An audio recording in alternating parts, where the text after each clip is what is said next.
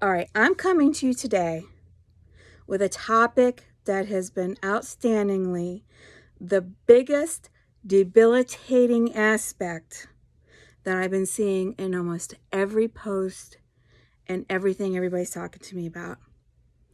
Self-esteem. Self-esteem is your key to open so many doors or close so many doors. Self-esteem is simply your belief in your abilities, your competency, and your self-respect. When this is not in concrete and you do not feel that you are able to do anything, you stop your growth. And you're not able to say, I can go do that. She's telling me that I can change my life purpose. And if you can't believe that you can change your life purpose, you're not going to even begin to try. You're going to be like, oh, she's full of crap. She doesn't know what she's talking about. There's no way I can change my life. Low self-esteem. That's the key. If you do not believe you can do it, you're not going to do it. And many times, what it takes is somebody on the opposite end of the phone or on the opposite end of the computer going, wait. Didn't you just say to me that you can't work out, but you're lifting 200 pounds every day? Guess what? That's working out, because we are sometimes doing things in our lives and we're not even recognizing that we're doing it. And having somebody on the outside saying, whoa, you are doing it. What are you talking about? You can't do it. You are doing it. It's sometimes that easy that we're not recognizing it because we don't want to see the good things in us. We don't want to see that self-confidence in us. And let me tell you something. I, believe it or not, did not believe in anything I could do until after my trauma. I was this person who just felt like I was not good for anybody. I couldn't help anybody. And I had people around me, you know, those little people that kind of sit around you and tell you, or they kind of increase your feelings of unworthiness. They'll say, oh, like, you can't do it. I gave an example in the actual post that I wrote. And I said that many years ago, somebody said, well, you can't write, don't write, you can't do that, you can't do that. And when I was experiencing my trauma and I was going through that terrible time, somebody said, you need to write about your life. You could help a lot of females about you being raped and you fighting and beginning this organization of telling people what happened to you and your life experiences.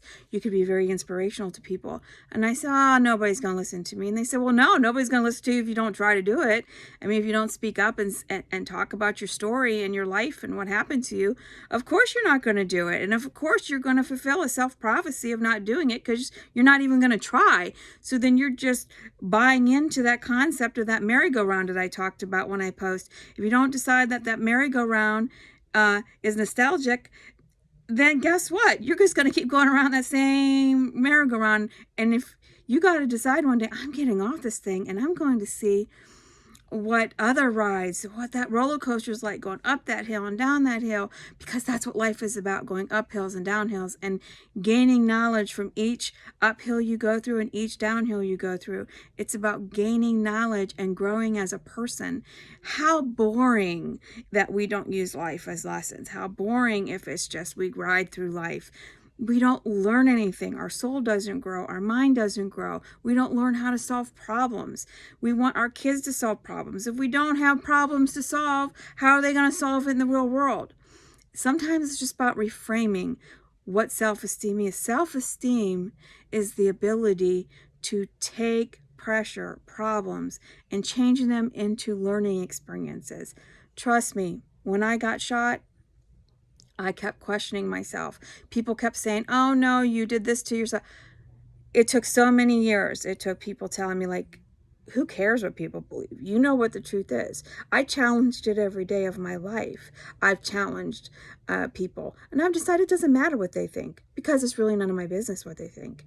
What they feel and what they believe. And I've always said this to people.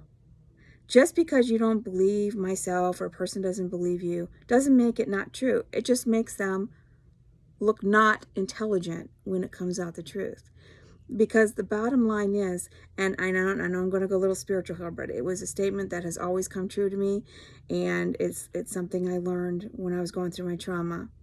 What's done in the dark will always come to light. And if you keep that confidence and you use these things to build your self-confidence and your self-respect, and I know terrible things are going on, and I know terrible things are happening to your life.